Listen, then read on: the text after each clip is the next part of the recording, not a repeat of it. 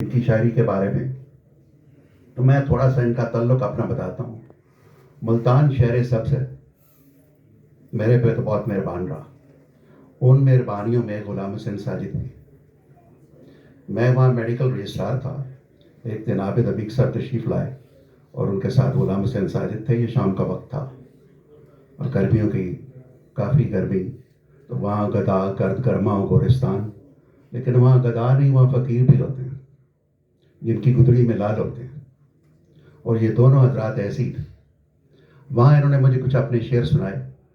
عابد عبیق صاحب کسی کی تعریف نہیں کرتے تھے، جب انہوں نے کی تو میں نے کہا یہ خاص آدمی ایسے نہیں ہے۔ تو مجھے ان میں سے جو چند شعر یاد ہیں، سو میں نے 7 رنگوں سے فلک پر قوس کھینچی ہے کہ فرش خاک پر ایسی کماں رکھی نہیں جاتی، اسیران محبت کی پریشانی نہیں جاتی کہ ان لوگوں کو گریا کی اجازت دی نہیں جاتی۔ اور دکانی اسلحہ سے میں نے جو شمشیر لی ہے، نہ اس کے دام پوچھوں گا نہ اس کے دام دوں گا۔ تو یہ تجاوز کی تلوار تو وہیں کھڑی ہو گئی تھی۔ بہت عرصہ رہا، پھر ظاہر ہے میں آگے پیچھے کہیں جاتا رہا، ان سے ملاقات ہوئی تو ابھی جو بات کی ضیاء صاحب نے، تو ان کے جو پرانا خواب ہے، آئینہ ہے، طاق ہے، چراغ ہے، اس کی لو ہے، ستارہ ہے، یہ ان سب کی شاعری میں مشترکہ۔ میری ایک اور خوش نصیبی ملتان میں رہی کہ مجھے ابرار احمد کا ساتھ ملا۔ ابرار مجھ سے 2 سال سینئر تھے کالج میں، میڈیکل کالج میں، تو وہ بھی ظاہر ہے ایک اپنے طرف سے کمال تھا۔ بلکہ ان سارے لوگوں میں سے جو میرا تعارف ہوا وہ بھی ابرار صاحب کی نسبت سے، محمد خالد صاحب سے، ضیاء الحسن صاحب سے، تو غائبانہ ان سب سے ہی تعارف رہا۔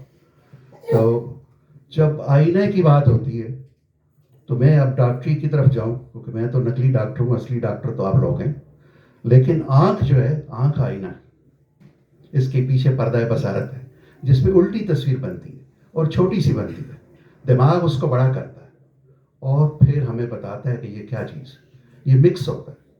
آپ کے الفاظ، آپ کے حواس خمسہ، ساری آوازیں، خوشبو، آپ کا لمس، یہ سارا مل کے اس کو ایک چیز بناتا ہے۔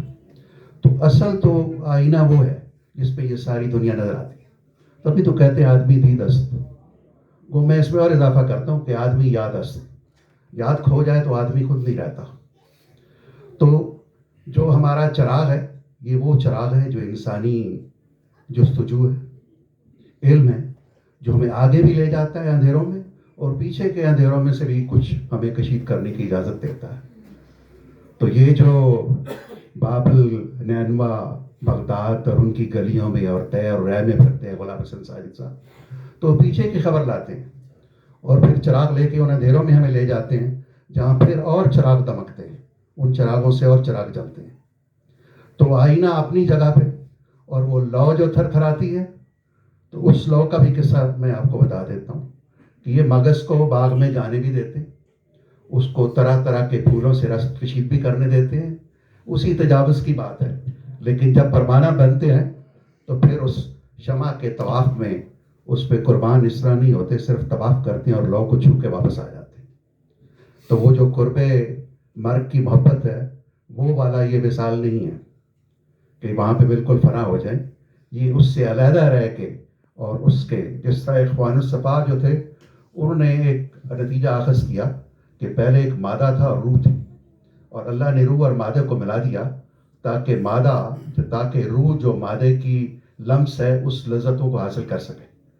تو یہ سارا عمل تو وہی ہے کہ ایک طرف روح ہے، جیسے ضیاء صاحب نے بھی کہا کہ یہ صرف جسمانی تعلق کی بات نہیں ہے، یہ روح اور جسم اور اس کے تعلق اور اس سے جو خوشبو امڑتی ہے اس کے رابطے کی بات ہے۔